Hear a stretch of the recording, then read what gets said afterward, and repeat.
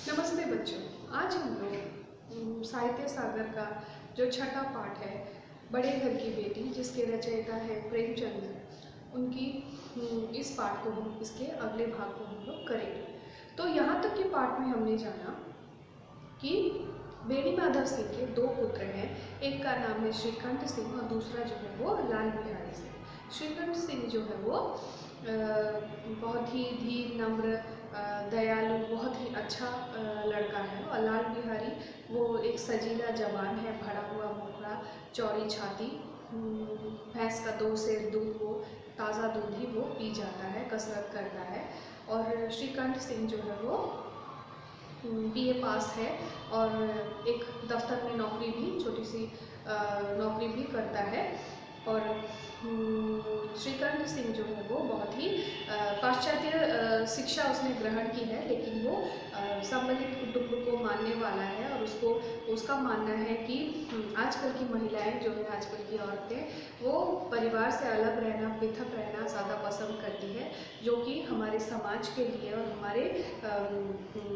हमारे देश के लिए बहुत ही बुरी बात है।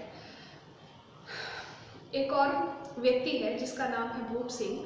उनकी बेटी है आनंदी, जो कि बहुत ही अच्छी उच्च कुल की लड़की है। और भूप सिंह जो है वो एक बड़े ताल्लुकेदार हैं। उनके पास भवन है, हाथी है, कुत्ते हैं, झाड़ फानूस है, ऑनरी मजिस्ट्री है और बहुत सारा ऋण है। और वो अपनी सबसे छोटी बेटी आनंदी का विवाह करना चाहते हैं, लेकिन उनके पास इतनी धन संपत्ति नहीं है कि वो एक अच्छे दूल्हे का या अच्छे वर का की व्यवस्था अपनी बेटी के लिए कर सके। इसके बाद एक दिन श्रीकंठ सिंह भूप सिंह से मिलने आते हैं अपने चंदे के रुपए के लिए। तो वो उनके व्यवहार से रिझ जाते हैं और आनंदी का विवाह श्रीकंठ सिंह के साथ बहुत ही धूमधाम से कर दिया जाता है। अब आगे का आनंदी अपने नए घर में आई तो यहाँ रंग ढंग कुछ और ही देखा। यानी वो तो आनंदी अपने घर में ऐसे घर में पली बड़ी है जहाँ पर सब कुछ बहुत अच्छा है, बहुत उसका जो घर है वो बहुत विशाल है, घर में हाथी है और धन संपत्ति की कमी नहीं है और बहुत अच्छे तरह से वो जीती है। यानी उसका लाइफ जो है वो बहुत ही लग्जरियस लाइफ था। लेकिन यहाँ बेनी माधव सिंह के घर में आने के बाद, श्रीकंठ सिंह से विवाह होने के बाद, जब वो श्रीकंठ सिंह के घर में आती है तो यहाँ आकर देखती है कि इनके घर का रंग ढंग जो है वो एकदम बदला हुआ है। यहाँ पर वो सारी चीज़ें, वो सारी सहूलियतें नहीं हैं जो चीज़ें उसके पास होनी चाहिए थी, जिनकी वो आशा करती थी। जिस टीम टाम से कि उसे बचपन से आदत पड़ी हुई थी, वह यहाँ नाम मात्र को भी नहीं था। यानी जो चीज़ें उसे बचपन से, जिन चीज़ों की उसे आदत थी, वो सारी चीज़ें अब यहाँ पर है ही नहीं। और ये सारी चीज़ें उसे मिलती भी नहीं, यहाँ पर उसका नाम मात्र भी नहीं था। हाथी घोड़े को कहना ही क्या, कोई सजी हुई सुंदर बहली तक ना थी। यानी हाथी घोड़े तो थे ही नहीं और कोई बग्गी भी या टमटम गाड़ी भी यहाँ पर नहीं थी। रेशमी स्लीपर साथ लाई थी, पर यहाँ बाग कहाँ जहाँ वो सैर करती। यानी वो अपने शादी के बाद जब अपने घर से यहाँ आई तो अपने साथ रेशमी चप्पल पहन लेके आई थी। उसने सोचा था कि बहुत बड़ा बाग बगीचा होगा जहाँ पर वो रेशमी चप्पल, रेशमी स्लीपर पहनकर वो घूमेगी, लेकिन यहाँ तो बाग सैर करने के लिए कहाँ जाए, ऐसा कुछ था ही नहीं। मकान में खिड़कियां तक न थी, न जमीन पर फर्श, न दीवार पर तस्वीरें। यानी बस रहने लायक बहुत ही सीधा साधा सा बेनी माधव सिंह का घर था, जहाँ पर घर में न खिड़कियां थी और ज़मीन पर फर्श भी नहीं बनी हुई थी और ना ही दीवारों पर कोई तस्वीरें लगी हुई थी। क्योंकि उसका अपना घर, आनंदी का अपना घर आलीशान बंगला था, आलीशान महल था, वहाँ पर सब कुछ सजा धजा बहुत ही सुंदर था। यहाँ पर उसका नाम मात्र को भी कुछ भी नहीं था। वह एक सीधा साधा देहाती गृहस्थ का मकान था, क्योंकि आनंदी ने थोड़े दिनों में ही अपने आप को इस नई परिस्थिति में ऐसा अनुकूल बना लिया मानो विलास के सामान कभी देखे ही ना थे। क्योंकि वो बहुत ही अच्छे संस्कारों में पली बड़ी बहुत अच्छी लड़की थी, बहुत ही सुशील उच्च कुल की लड़की थी।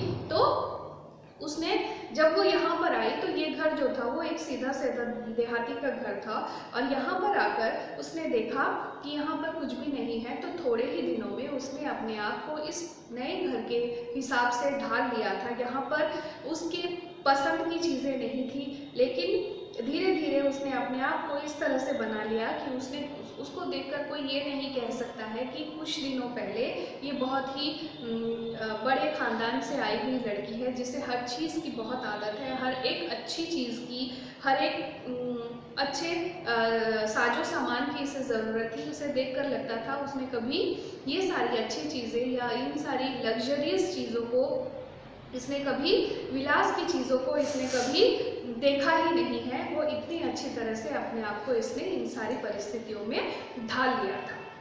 एक दिन दोपहर के समय लाल बिहारी सिंह 2 चिड़िया लिए हुए आया और भावत से बोला, भावत यानी भाभी से बोला। तो एक दिन लाल बिहारी सिंह दोपहर को 2 चिड़िया मारकर, वो क्योंकि जो लाल बिहारी था वो आवारागर्दी करता रहता था, इधर उधर घूमता रहता था, तो 2 चिड़िया वो मार कर लाया। उसने अपनी भावज यानी अपनी भाभी से कहा, जल्दी से पका दो, मुझे भूख लगी है, यानी जल्दी से उस 2 चिड़ियों का मांस पका दो, मुझे भूख लगी है, मुझे खाना है। आनंदी भोजन बनाकर उसकी राह देख रही थी। उसने पहले ही खाना बना लिया था और वो उसका इंतज़ार कर रही थी कि वो आए और आनंदी उसे खाना परोसे। अब वह नया व्यंजन बनाने बैठी, यानी नया व्यंजन यानी नया पकवान, नया डिश खाने का। वो जो 2 चिड़िया लाल बिहारी मार कर लाया था उन्हें वो लेकर आया। हांडी में देखा तो घी पाव भर से अधिक ना था, यानी उसने जैसे ही देखा वो मांस पकाने गई, उसने देखा कि हांडी के अंदर पाव भर घी भी नहीं था, बहुत कम उसमें घी था।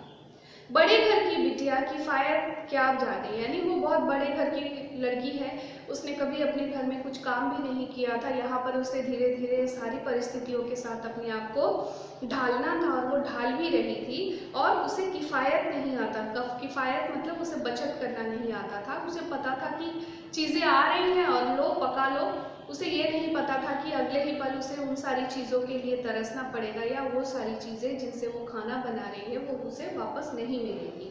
इसीलिए उसको नहीं पता। इसलिए यहाँ पर लेखक ने कहा है कि बड़े घर की बेटी किफ़ायत क्या जाने, यानी वो बहुत बड़े घर की बेटी थी, उसे बचत करना नहीं आता था। उसने सब घी मांस में डाल दिया, यानी जितना पाव भर घी बाकी था, पाव भर मतलब 250 ग्राम 250 ग्राम्स, इतना घी वहाँ पर बचा हुआ था, उसने पूरा घी जो है वो मांस के अंदर डाल दिया।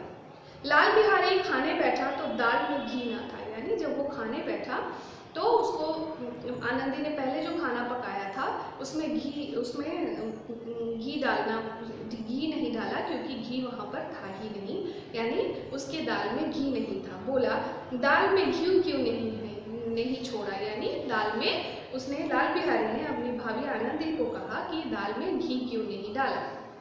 आनंदी ने कहा, घी सब मांस में पड़ गया, यानी जितना घी था मैंने वो सारा घी मांस में, यानी जो मांस पक्षी का मांस पका रही थी उसमें उसने डाल दिया। लाल बिहारी जोर से बोला, अभी परसों घी आया है, इतनी जल्दी उठ गया, यानी लाल बिहारी को थोड़ा गुस्सा आ गया, क्रोध आ गया। उसने कहा कि अभी परसों ही तो घी लेकर आए थे, सारा घी खत्म हो गया।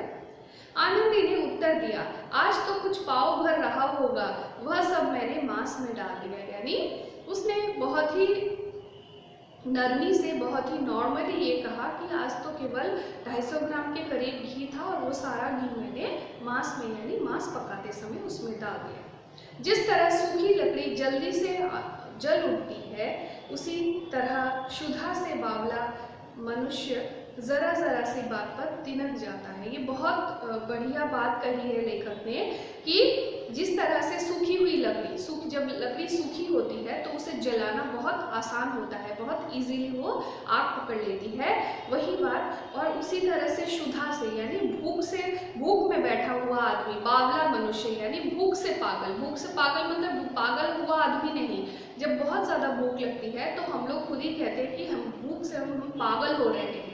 तो क्षुधा से बावला मनुष्य यानी भूख से पागल ज़रा सी बात पर तिनक जाता है, यानी भूख से पागल मनुष्य जो होता है वो छोटी छोटी बात पर नाराज हो जाता है, गुस्सा हो जाता है। तो छोटी बात यहाँ पर क्या हुई थी? छोटी सी बात ये थी कि आनंदी ने कहा था कि जितना घी था वो सारा घी मैंने मांस में डाल दिया। इस बात को सुनकर लाल बिहारी जो है वो बहुत ज़्यादा नाराज हो गया।